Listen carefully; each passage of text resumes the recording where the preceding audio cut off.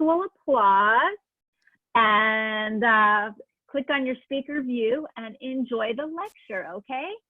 All right, Michael, you're up. Perfect. Can everybody hear me, I take it? If anybody doesn't hear it, go ahead and pop in a message in the chat box there. I wanted to thank you guys for having me on.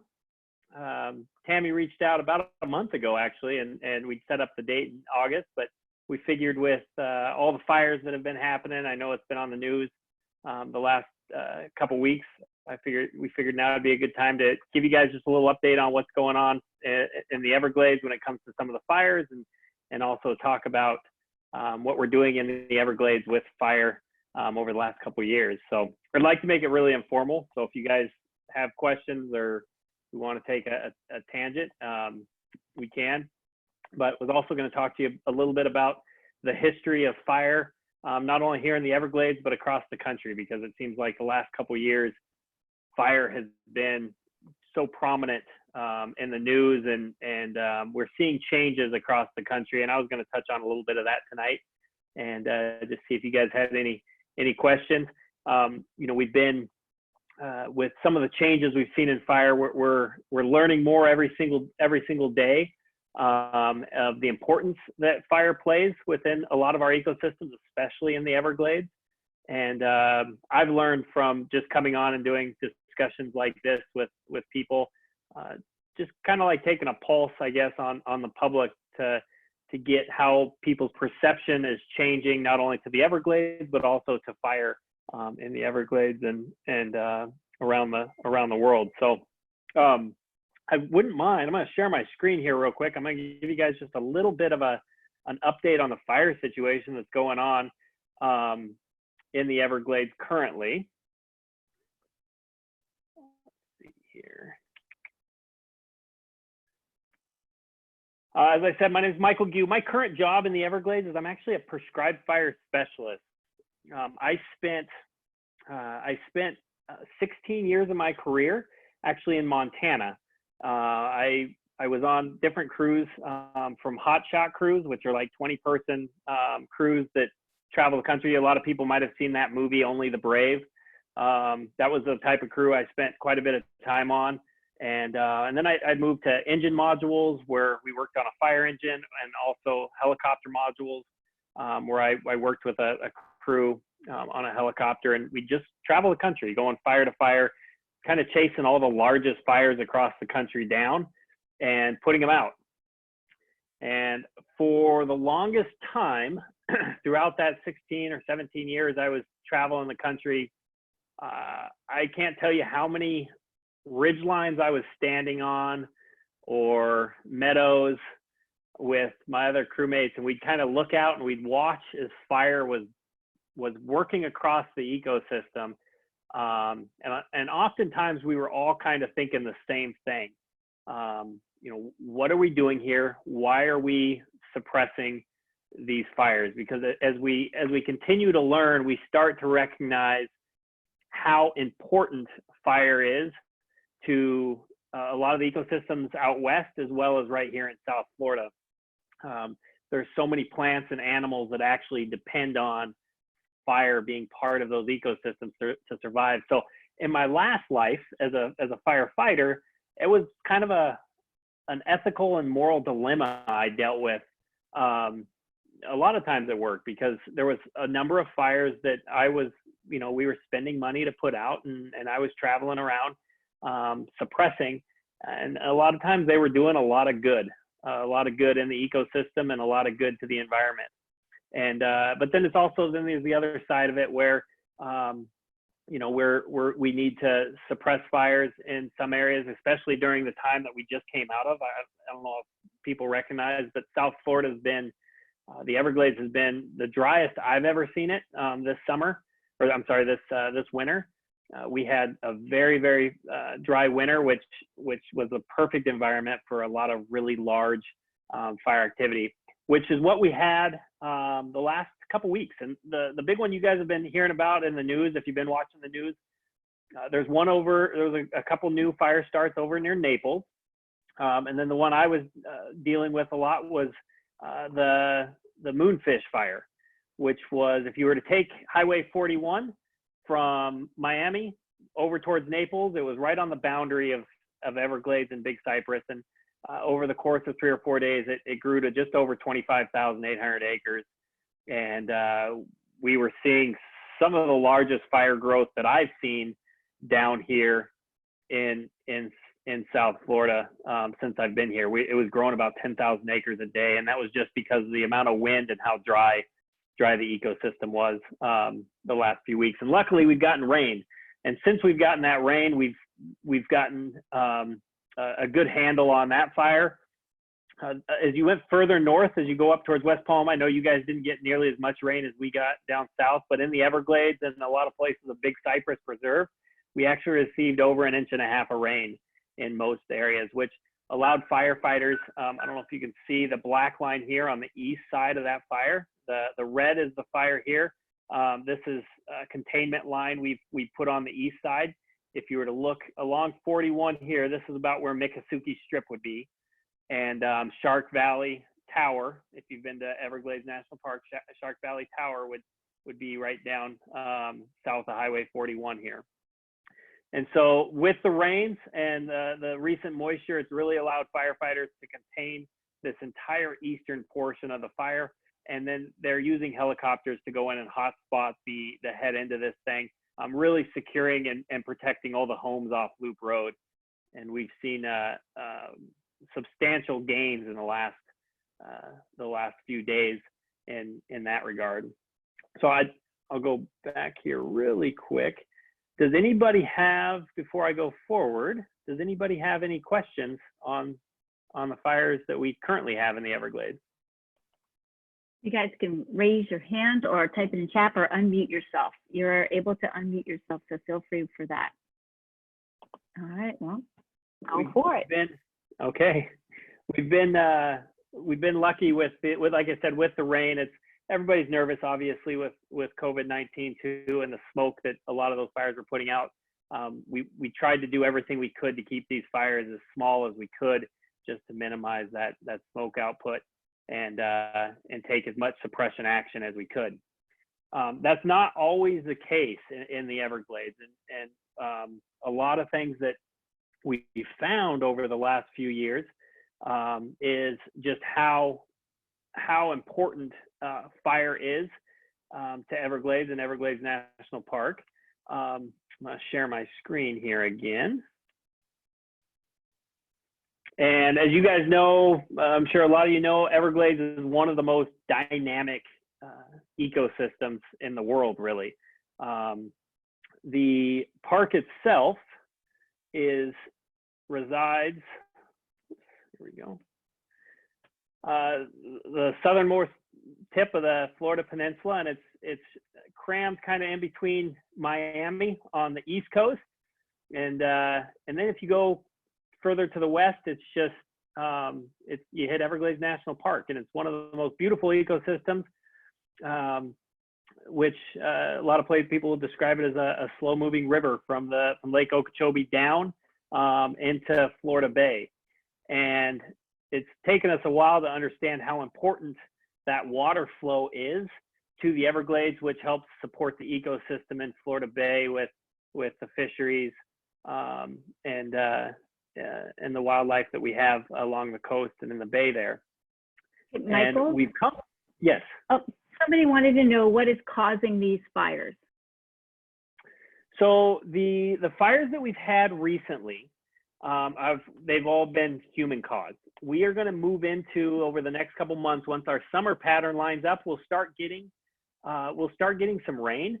And as we get into that rainy season, we'll start seeing more lightning. Then we tend to see a lot of lightning fires throughout Everglades National Park. And those are historically more of our natural occurring wildfires. The wildfires we've seen over the last couple months in our driest portion of the season are human caused fires. A couple of them are still under investigation, and then a couple of them we've determined have either started by private landowners burning piles or recreating right along the edge of Everglades, which starts a fire and then burns into the park, usually across South Florida Water Management District land and then into the park.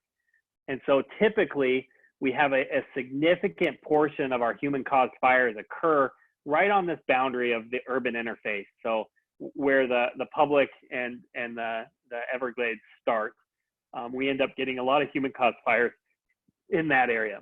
And then as we move into our summer months, we're going to start seeing lightning fires across the park. The moonfish fire off 41 is still technically under investigation, but I can tell you that it was human caused, and we're as dry as it was, it didn't take much for that thing to take off. I hope that answered your question. We've broke when we look at Everglades National Park, I try to look at it as kind of 4 separate ecosystems. The furthest ecosystem over here, right along the west coast of the park, we call the coastal prairies. And I threw a picture up there. It's kind of a lot of mangrove mixed with sawgrass prairies. Really beautiful country on that west boundary as you get to the sandy beaches of the Capes out there. And then as you move east, you'll come into what we call the River of Grass, which is the main flow of water from Lake Okeechobee down and through the Everglades and down into Florida Bay. That's primarily sawgrass prairies. And some of those areas you go out there, I mean, you'll find grass 16 feet tall through that River of Grass. And then as you continue west, we have what we call the East Everglades area, which is very similar to the River of Grass, except it doesn't have as much water flow. It tends to be a little drier. We see some shorter grasses that are drier in that area. And then there's my favorite ecosystem in Everglades National Park, which is the pine rockland.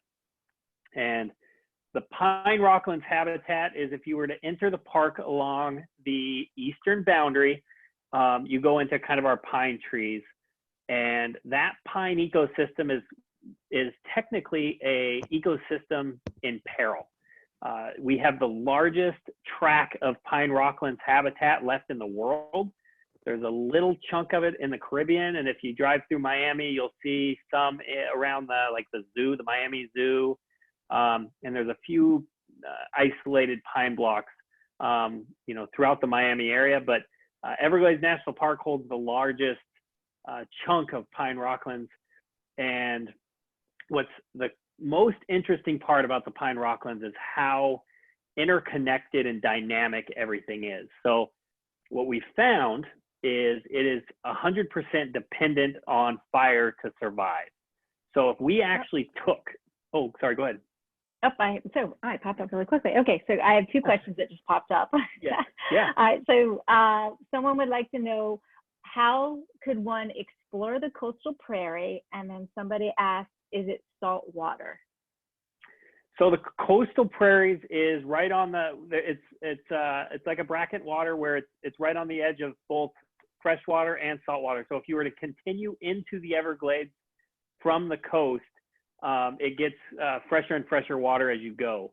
You'll find when, like, I fly over that country a lot, and it's very interesting. As you're flying, you can see how the mangroves are kind of retreating into the Everglades as we start seeing a little bit of sea level rise, and that mangrove habitat's kind of pushing in, and it's following that bracket water line as you get further into the Everglades there. And so, yes, you'll find both salt and fresh water, more fresh the further you go in. The best way to explore it, there's actually a road. If you come down Main Park Road, it'll take you down to Flamingo. There's a campground down there at Flamingo. From Flamingo, there's one trail called the Coastal Prairies Trail that you can actually hike. And then probably the best way to explore the Coastal Prairies areas, you can take boat tours out of Flamingo. Or you can do a little kayak trip, and you can kayak through some of these waters back here in the coastal prairies, and it's absolutely beautiful country, and it doesn't take long before you realize you truly are in the middle of nowhere. Really, really beautiful country. The fishing's incredible, and typically in the winter's a lot better time. It's a little cooler, and the mosquitoes aren't as bad. But the only other way that I've really enjoyed exploring the coastal prairies, besides flying over it, would be by boat and coming into, on the west coast, this Middle Cape and East Cape. You can actually access it from Florida Bay. But along the west coast of the Everglades here, it's like, I don't know, probably 30 miles of just sandy beaches that you go out there sometimes and you won't find a single person out there on that entire west coast because it is difficult to get to.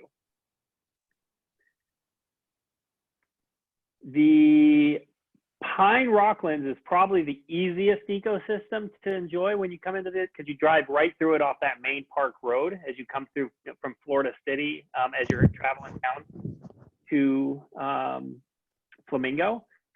And I took this picture just because I took this picture right before we burnt this unit. But that's my job is to technically come into the Everglades, and instead of doing what I used to do by putting fires out, my new job is to essentially start fires. And I treat these ecosystems that have really had fire excluded from them for so long. I start putting fire back into those ecosystems as kind of like a prescription, just like you'd take a prescription from the doctor. And what we really see is this incredible rejuvenation of life, and those different these different plants that are so dependent on one another. We'll put fire back in to a stand like this. As you can see in this picture, you can see these pine trees in the background, but you also see the shrubby component that's starting to build up.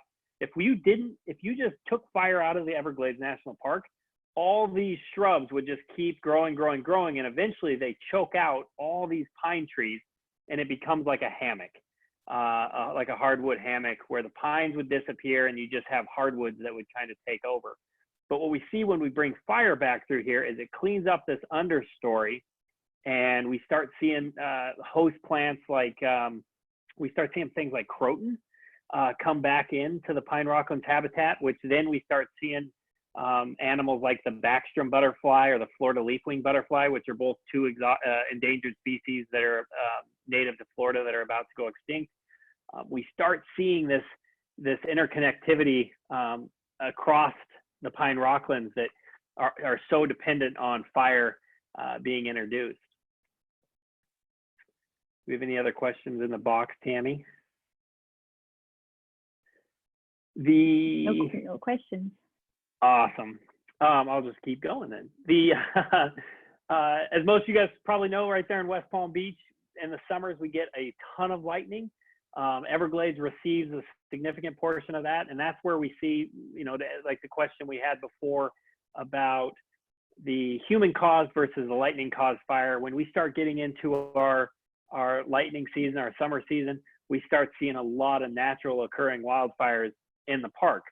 Well, what we used to see before Miami was Miami, before Miami was here, this used to all be pine rocklands habitat all the way up. Miami's a little bit of a ridge, and so we used to see pine trees from this pine rocklands habitat which stretch all the way up Miami. Well, those are now gone, but we used to see lightning occur across those across the pine rocklands habitat that used to be in Miami, and those fires would run down into the Everglades. So it wasn't unusual to see fires like we have, like this moonfish fire, 30,000 acres, really isn't that large compared to what the Everglades used to see. They used to see large fires start by lightning and move.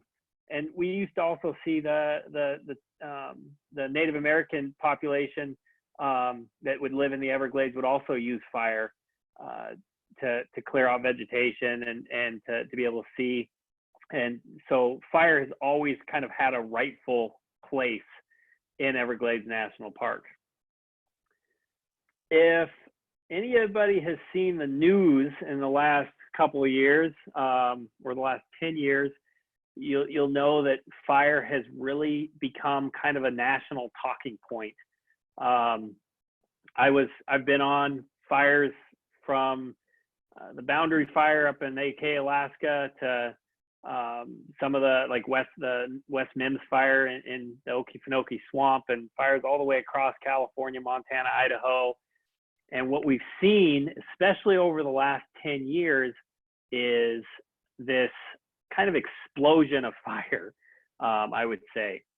And I'm sure a lot of you guys saw the news from Australia last year.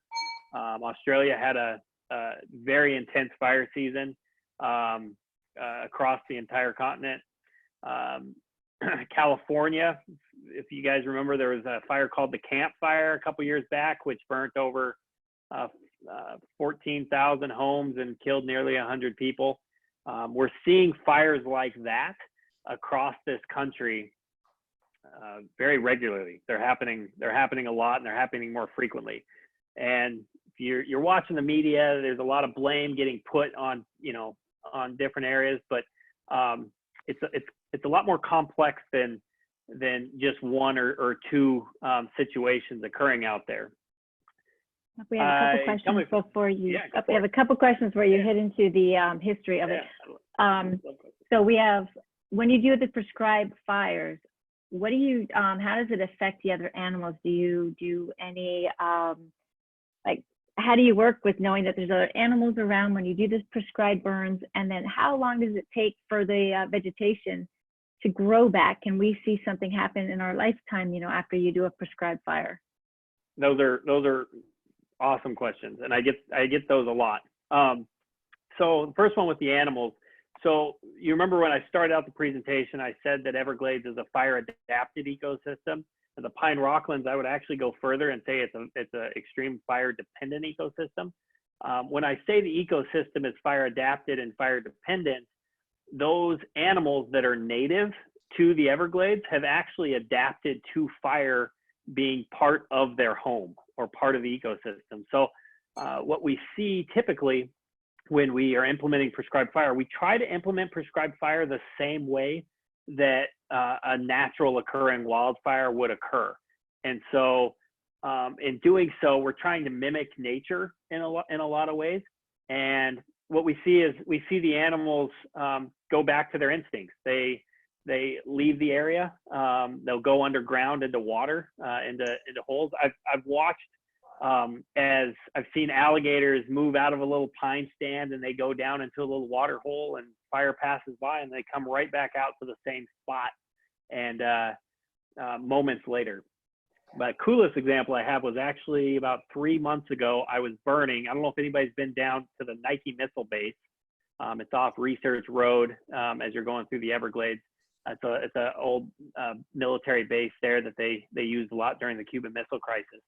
But I was actually igniting a prescribed fire, and I was pulling fire across the Everglades, and I was looking at that. We kind of took a left-hand turn in the helicopter, and I looked out the door and I was like, oh, there's a deer. And this deer, this doe was kind of moving just ahead of the fire, kind of moseying his way out of the fire's way. And out of nowhere came a Florida panther. And that Florida panther had been stalking that doe as it was kind of leaving the fire area, and it charged after the doe, and he missed it, and the doe went one way and the panther ended up going the other way. But I went back and I talked to the biologist in the park. It was the coolest thing. It was like watching National Geographic. And he told me, he goes, oh yeah, that's very typical. The Florida panthers actually have an instinct to go and hunt ahead of these natural fires, because they know these critters are making their way out of the fire area as the fire's coming through, and they can actually go get lunch. And so it's the ecosystem kind of works that way, where if we let it do its thing, fire's not, fire can have destructive components without a doubt. But when we watch it under those natural occurring events, it's how it's supposed to work, and we see those animals adapting to that situation. The second part of that question, which was, can we see it come back in our lifetime? And the answer is absolutely. One of the things I want to do actually this next year is I'm going to set up a time-lapse camera, and I want to do it over a year. And what you will see from the moment I burn it, within a week and a half, you'll see little green sprouts come back up. Within a year of prescribed fire, you won't even notice we burnt it. You'll see char on some of the pine rocklands, like on some of the pine trees. But the ecosystem's back to where it was. And that's probably my favorite part about working in the Everglades, is because we have such a quick growing season down here. Our vegetation grows so fast, where what we call it is a fire return interval. So most parts of Everglades National Park historically should probably burn on a 3 to 5 year rotation. So every 3 to 5 years, we should see fire naturally rolling across the Everglades. What we find is, oh, hold on one second. Michael. Yes, sir. Hi, Norman here. Hi, Norman. Does the fires help with the pythons? You know, that's a great question. The pythons don't. Hold on one second. Hey, Winslow, I put some ice cream in there for you, okay, bud? In the freezer. Sorry, my little guy just woke up. He was sleeping. That's a great question. I get that question a lot. The pythons. Or are they submerged in water? They submerge. They find the pythons are thriving in the Everglades. The Everglades are one of the perfect ecosystems for them to live in, and they are probably the most destructive thing that we're seeing right now in the Everglades. They survive. I mean, we definitely catch a lot of them when they're kind of escaping the fire. We'll catch them as they come out on the road, and we'll bag them up. But yeah, they have no problem surviving fire in the Everglades, and I don't think prescribed fire is helping us limit the spread of them by any means. Did that answer your question? Yes, thank you. Awesome. Did I answer everybody else's questions about the how fast things come back? The Everglades is probably the most. It's just everything comes back so fast. It's so fun to watch it come back so quickly. That was perfect. That was actually my question, because I've been going to a lot of parks these days, and then some of the trails that I've been wanting to take, they have been burning or doing prescribed fires, I guess, to clear out the vegetation so we can see the trails. And I was just like, why would they do this? Because now it's all open, and it's not like being in the forest or the trails anymore. So that was actually my questions, but thank you for answering it. Yeah, and it's really neat when I came from Montana, it would take you a long time. I would burn a unit, and it takes 5, 6, sometimes 15 years, depending on how with the elevation you're burning it, to see that stuff start to come back. But in down here, everything grows so quickly. It's really fun to watch. But even out west, and that's one thing with prescribed fire, because we're starting to see some hotter, longer seasons, we're seeing more severe fire. Prescribed fire helps us mimic a little bit more of that more moderate fire conditions, instead of seeing these fires that are burning 10, 20, 30,000 acres. I mean, I was on the Wallow fire a couple of years in Arizona. The thing burned over 500,000 acres. And I'll tell you what, it was the most explosive fire behavior. But at the time, Arizona had never seen temperatures that hot, had never seen humidities that low. And so we were seeing a really fast moving fire that was burning really, really hot. The nice thing with prescribed fire is we can implement fire on those ecosystems on more of a moderate condition, so we don't see those really charring effects, which helps stimulate that growth even quicker, if that makes sense. Michael, I have a question. How Yes, do you tell sir, the Andy. fire where to stop? So that's a great question. So I've slowly become a meteorologist. With prescribed fire, I look at the ecosystem. I say, okay, this is an area that hasn't burnt for a very long time. It needs fire. Okay, how do I safely put fire here? It's a combination of things. One, at times I've used I'll actually bring hotshot crews down, or I'll bring crews down, and I'll have them put weed whacker line in, and actually put a line, like a mow line in, that will hold fire up again. Typically, my favorite thing to do is look at more on a landscape level and say, okay, here's 30,000 acres that haven't burnt. And this is where we're different than what a lot of places across the country aren't doing, is we're able to burn on a very large scale level. And so I'll actually pick rivers and roads and some natural barriers where, like the River of Grass is a perfect example. I can decide what time of year I'm going to go burn that in. And I might burn when there's about, 2 or 3 feet of water in the River of Grass. And then I pick the weather. So I know I'm burning with an east wind, and I look at the weather. I know the fire is going to push this direction. I look at the weather and I say, okay, I'm going to have 100% RH recovery tonight. So I know the moisture in the air is going to be really high after it gets dark. And so the fire is going to want to put itself out. And so I'll light the fire with that east wind, and I'll push it towards the river of grass, which I know is holding water still. And I use kind of that natural barrier to stop the fire.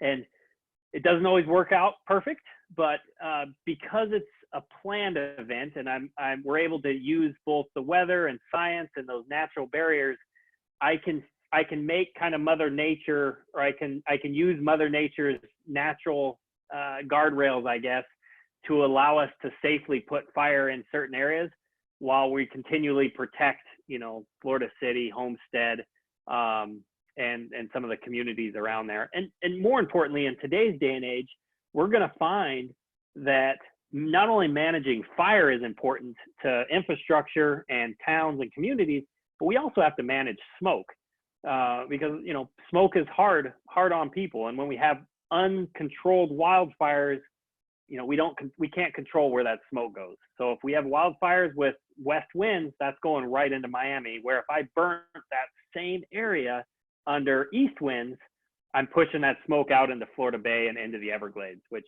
helps protect, a lot of the community members in and around South Florida. Did that answer your question, Andy? Yes, it did. Thank you. Awesome. Yeah, thank you. So Tam, if we have a little bit more time, I'll run through just a quick little, kind of a little timeline that I like, I guess, on why we got here. You have all the time, but you're only at 8 o'clock, so you've got plenty of time. We're good. Perfect. Okay, cool. One of my middle son, he's 8. I named him Theodore, mostly because Theodore Roosevelt's one of my heroes. If anybody has time, or maybe when I come back, I'll give another little talk about the Midnight Forest. But Theodore Roosevelt and some of the conservation movement that he created within his administration, he really set the stage for most of our national, what are our national parklands now, like Everglades, as well as a lot of our Forest Service and BLM lands out west that people use for hunting, fishing, recreating. A lot of it started at Theodore Roosevelt, and the story behind Theodore Roosevelt and the Midnight Forest it's a great story. We don't really have time for it tonight, but just talking politically, how he managed to set aside so many of these federal lands to, for future generations during a very political time in his administration. It's a really great story. But we all know that Theodore Roosevelt set aside over 230 million acres of public land that eventually became the National Park Service, and a lot of that Forest Service land we still see across the West, and that was done in 1905. And so in 1905 we saw a lot of these federal lands kind of set aside, and 5 years later we had I'm not sure if anybody heard of the fires of 1910, but the fires of 1910, we got to realize, back in the early 1900s, timber was king. It was one of the most largest economic drivers in the country. That was one of the reasons we set aside so many federal lands, was for timber industry, to be able to use the timber on those lands, as well as mining. But in 1910, we had the 1910, they called it, there's a book out called The Great Burn, which is a wonderful book. But we had over 3 million acres burn across Montana, Idaho, Washington, and parts of Oregon, which was an unprecedented fire season. It was a combination of a lot of lightning that came through the area with winds shortly after that just blew up during a very, very dry year. Well, after we had the 1910 fires, we ended up realizing, okay, fire is destructive to this industry that we are so reliant on when it comes to timber. And so we started this, I call it the war on fire. We started this almost propaganda messaging that fire is bad, and we needed to stop it. In 1935, that message got even more prominent. We ended up seeing, oh, sorry, one second. Want to say hi to everybody? Say hi. No, you're shy. There you go. Sorry, my youngest just woke up. In 1935, we ended up seeing this very. Oh, you got to take it out there. Okay, thank you, buddy. We ended up seeing this this policy that came out within the U.S. called the 24-hour policy, which essentially, if you were a park ranger and you were managing a certain section of this federal land, and there was a lightning strike, it was in policy that you had to go put that fire out within 24 hours. So it happened, lightning strike 2 o'clock in the afternoon, you see smoke, you had to gather whatever resources you had and go out and put that fire out within 24 hours. And we were extremely successful at it. Across the West, really across the country, we suppressed 99.8% of fires for over 70 years.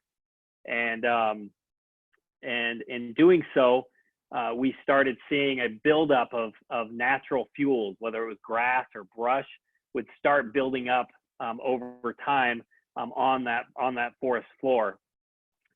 And then in 1944, everybody knows Smokey the Bear. Smokey the Bear was born, and really that put the cap on the messaging of only you can prevent forest fires. This idea of this war on fire started across the country, and we really started to find it imperative that we suppress and stop fires.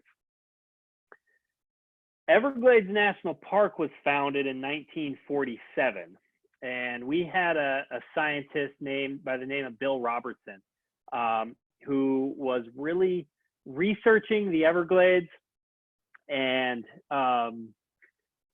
started recognizing, because we were putting fires out, started recognizing these shifts within the ecosystems. And primarily he was in the pine rocklands, and he was starting to recognize how some of these host plants, the plants, beneath these host plants were disappearing and they weren't coming back.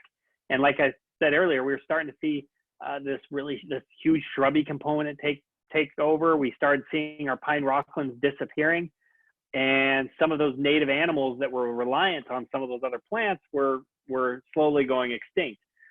And as he was doing this research, he came to the conclusion that the Everglades really needed fire to remain healthy. And so in 1958, Everglades National Park had the very first approved prescribed fire. There was other places, obviously, across the country, including the Native Americans, that were using prescribed fire for different objectives. But Everglades National Park was the first federally approved prescribed fire where we had a plan to do it, and it was signed off at all levels. And they said, okay, yeah, we recognize that this is becoming a problem, and some of these ecosystems need fire. Between 1958 and 2000, though, we really didn't see a whole lot of shift. We started seeing some more parks and national forests use prescribed fire, but we really continued to suppress fire across the country. In 2000, some of you guys have maybe even seen this photo before. This was taken in the Bitterroot National Forest, but 2000 was a tipping point. That was my first year that I started as a firefighter. And I remember being in the Missoula Valley this year. From the middle of July until the end of September, you could hardly see your hand in front of your face. It was so smoky. And essentially that summer, very similar to what we saw in 1910, just twice as many acres, we saw over 6,650,000 acres burn across the country. And a lot of those occurred out west. You can see the elk in this photo hiding out, doing what they're naturally used to doing, hiding out in the river as the fire passed.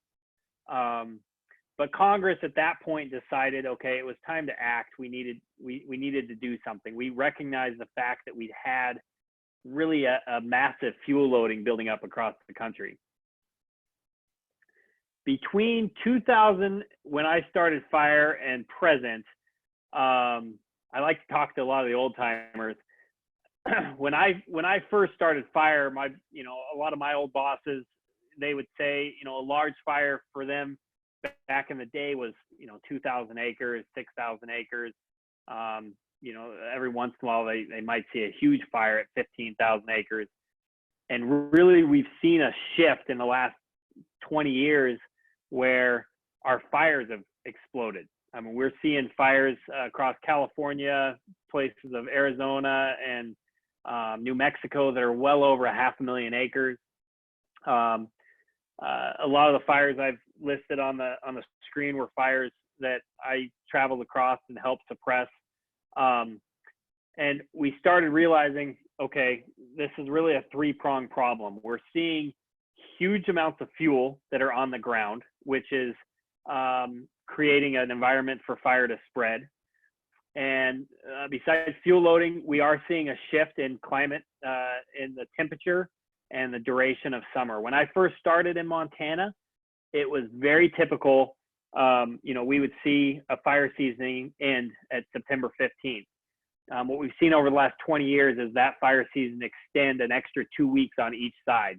So really, it's an extra month of drying that we have hotter, drier temperatures that we're allowing that fuel loading that is an unnatural fuel loading because we've been suppressing fire. We're allowing that fuel to then dry out.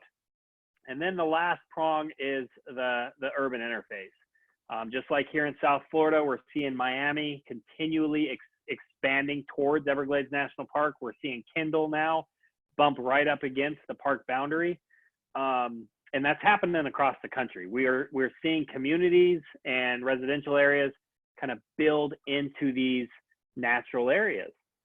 And when you combine the fact that we have more than we're supposed to, more than natural fuel loading, combined with hotter, drier temperatures, and now we put people in ecosystems that are always supposed to burn. A lot of these ecosystems, like around Paradise, the campfire, places here in South Florida where we're seeing, there's a great video a few months back, right around the mall there, a little block of pine rocklands, and we saw, it looked like you were in downtown, it looked like you were in California during some of their horrible fire seasons where it's 300-foot flame lengths rushing through downtown. Well, I hate to tell people, but that area was always supposed to see fire. We've just excluded it for 70 years. And now we're seeing fire. Mother Nature want to do its thing and burn those areas that it's always been in. I have a question. Yes. So why aren't we doing more, or are we doing more? You know, because of the fires out west in Los Angeles and things like that. So, you know, what are we doing more, or you know, why do you feel that we're not doing it? That's one of the reasons that I volunteer to do these type of presentations. We do need to do a lot more.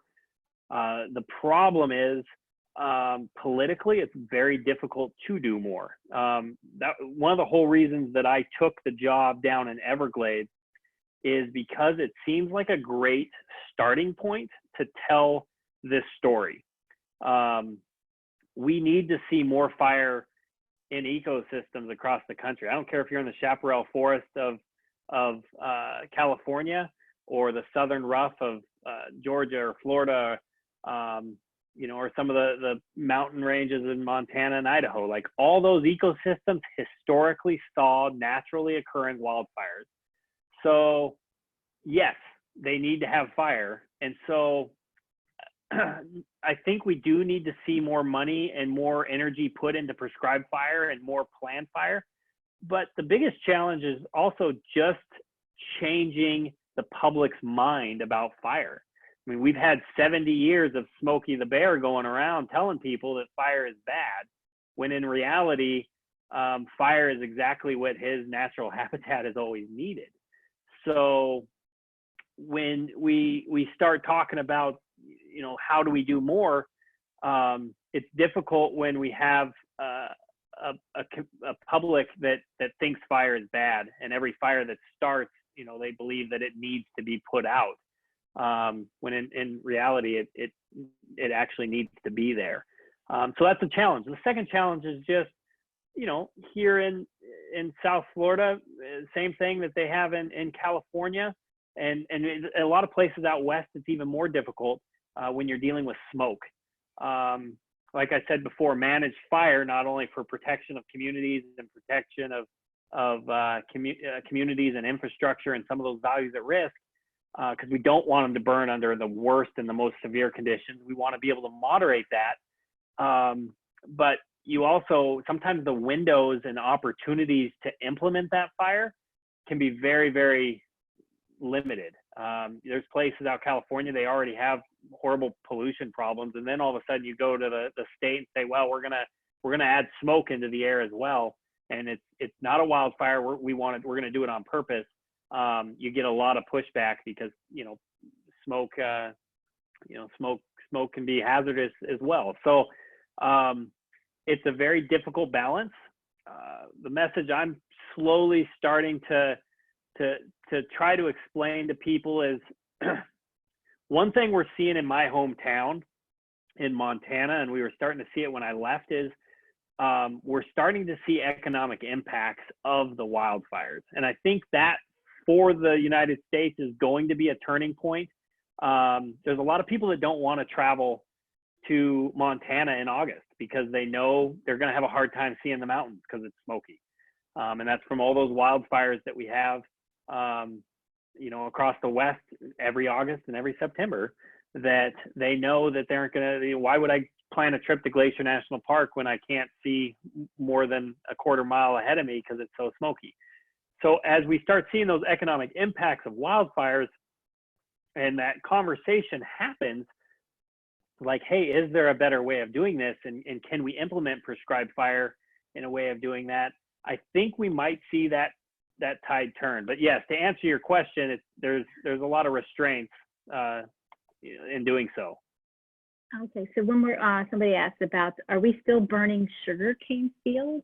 Does that have anything to do with the fires or prescribed fires part of your plan? So those aren't. So that's outside of my expertise. That's a lot of the agricultural land. But yes, the agricultural communities down here in South Florida operate. My middle one woke up. Can you say hi? I didn't wake up. You came home. Yeah. So yes, there's still agricultural companies are still burning sugarcane, as well as a lot of other farmers. You'll see them burning the tomato fields down here in South Florida all the time. So Florida is actually a right to burn state. So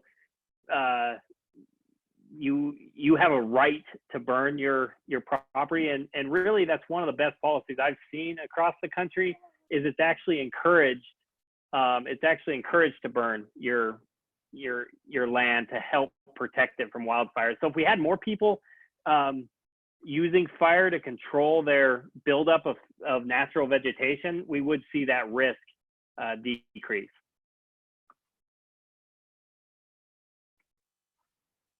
I'll just, as we kind of wrap up, I'll keep asking questions. I love the open dialogue and the questions. So any questions, don't be afraid to ask.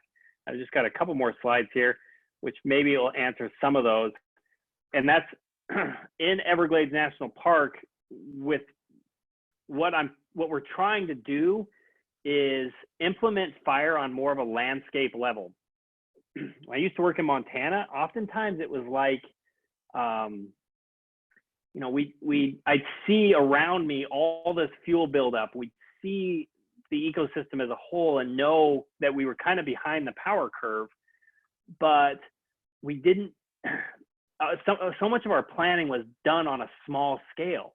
And so we'd actually be burning, 100-acre, parcel that used to be logged, and when we knew there was fuel buildup there. And so we'd burn 100 acres that was kind of funded through the timber industry because there wasn't other fuels funding to do it. So what we're trying to do in Everglades is take a different approach. We're trying to burn and implement fire the way fire always used to. We're trying to take lines off the map. So I'm working with the state, I'm working with Big Cypress to allow fire to burn across jurisdictional boundaries very naturally. And as you can see in this slide, you can see historically, kind of where Everglades was burning, usually under 30,000 acres a year, anywhere between 10 and 30,000 acres a year. In the last 4 years, since 2017, we've increased it So we're burning over 100,000 acres a year. And what we're trying to do is bring the entire Everglades ecosystem back in line with that natural return interval, where we know it was supposed to see fire between every 3 to 5 years. We're trying to get everything kind of caught back up, and then we'll be able to keep it on a maintenance level where we can just burn that same vegetation every 3 to 5 years, and it'll be right along with that historic return interval. When you look across the ecosystem now, that map I have up is the areas that we've burnt over the last 3 years. That fire that you're seeing right now, interestingly enough, is right here, one of the pockets that we haven't burnt yet. The other fires we had this year were right here, which is the pockets that we haven't been able to get to yet and burn.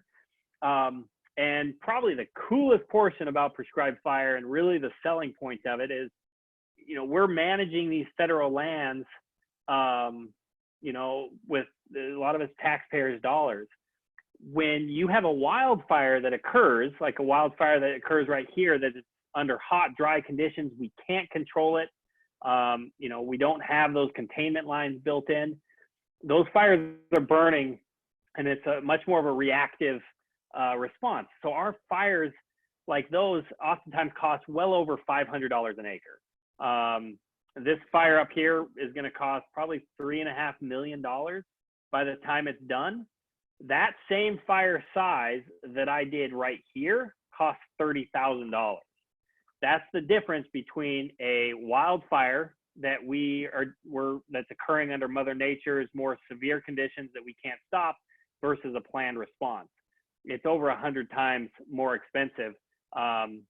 I can usually burn for about $4.50 an acre versus what it costs us to go fight wildfires that are maybe threatening property or communities, which are costing us oftentimes over $500.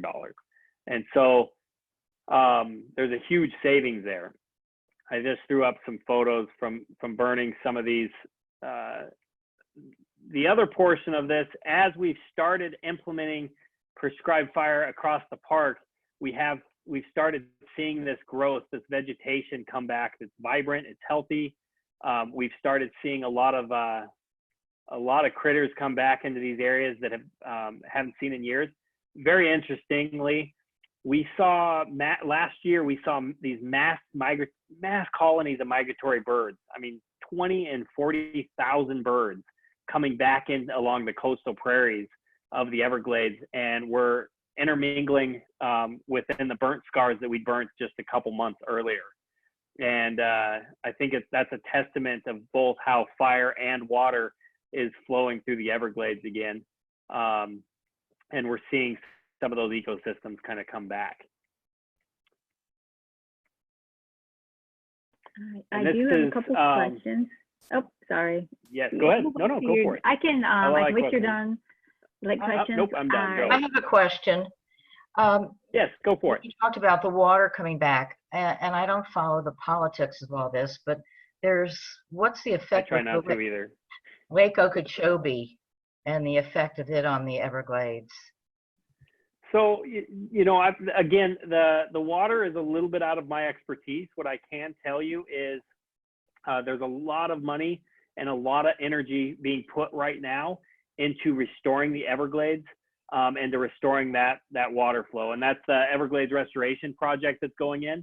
And what we found is, what I like to say is Everglades is we're finding out fire is just as important to the Everglades as the water that flows through it. We know water is so critical to the Everglades ecosystem. And you know, the combination of the dirty water and the chemicals that are up north, you know, that stuff's coming down and that flows through the Everglades. And I'm not privy to where they are in that restoration project where it comes to cleaning some of that. But what I can tell you is we're starting to see water shift.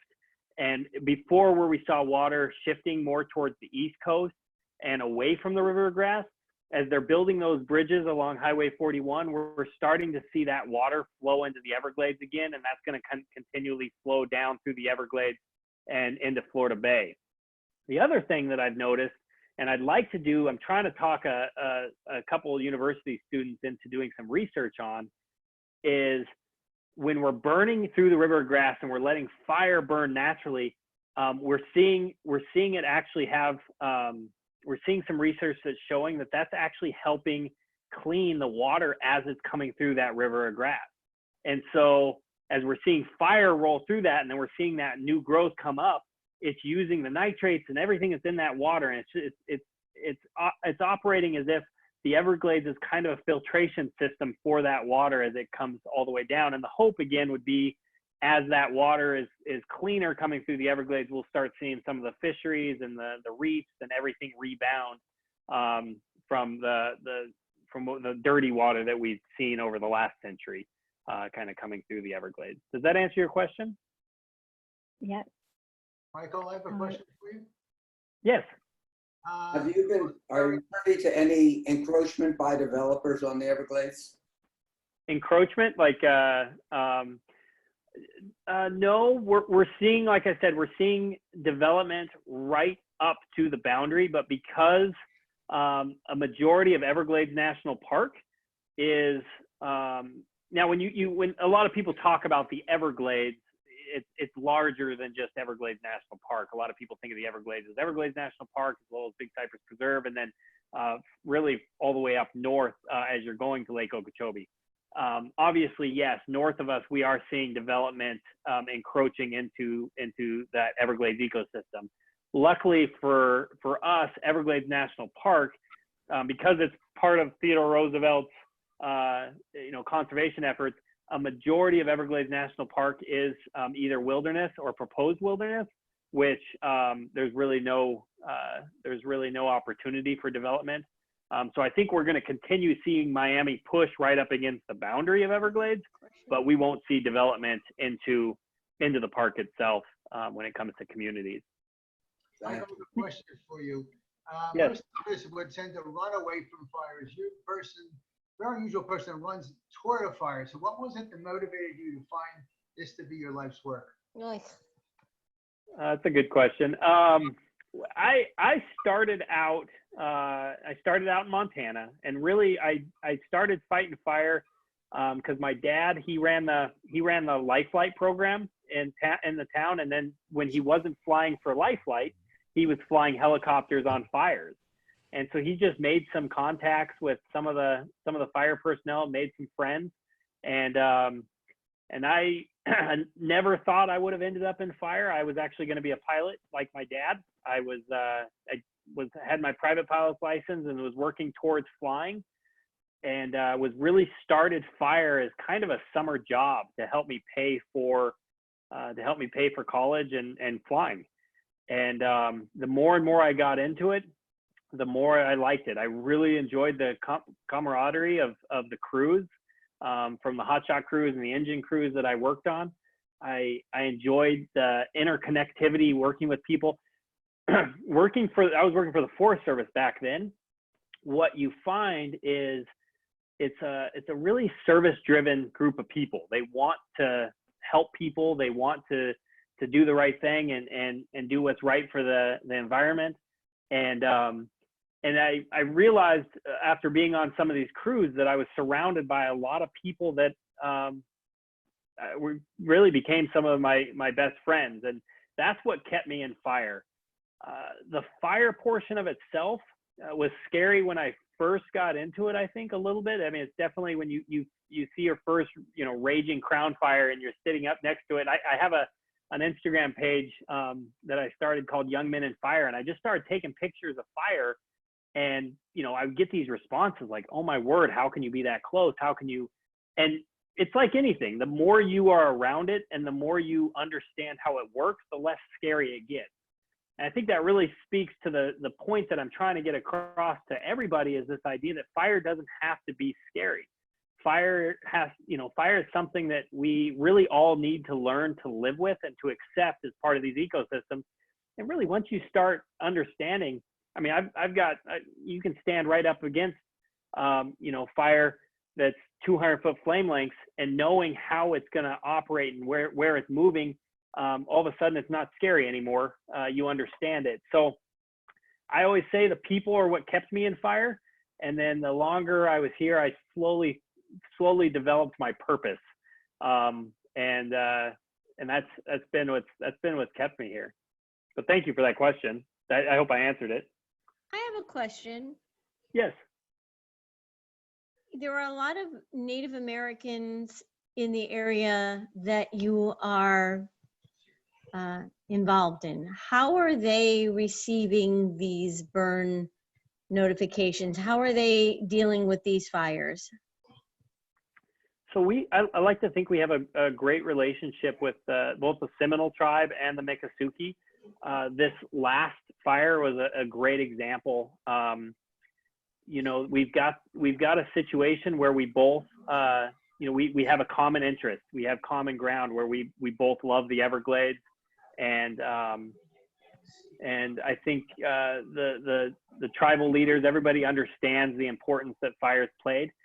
The history that the Native Americans have in the Everglades, especially along the northern boundaries, between, you know, just the historical cultural sites and the significance of some of those areas, it's became clear to all of us that it's important that we need to protect those areas and those sites just as much as we need to protect the communities of Florida City or Homestead, you know. And so this fire that we just had, this moonfish fire, was a great example of how I think both everybody was able to kind of work together and recognize, wow, here was an area that we hadn't burned, we hadn't let fire be in for quite a long time, and it really threatened not only a lot of the tribal grounds and some of those cultural sites, but threatened and endangered species habitat, as well as the community of Miccosukee. I mean, this fire was very, very close to that Miccosukee strip. And so I'm in communication with them. I'm actually going to set up a meeting on Monday with them again, talking about how we can move fire closer to the east. And they've been extremely supportive about this idea of working together to try to reintroduce fire into these areas that we know need it. And then in doing so, helping protect some of their cultural sites and critical infrastructure. Thank you. Yeah, I no have problem. I have one last question, because Sure.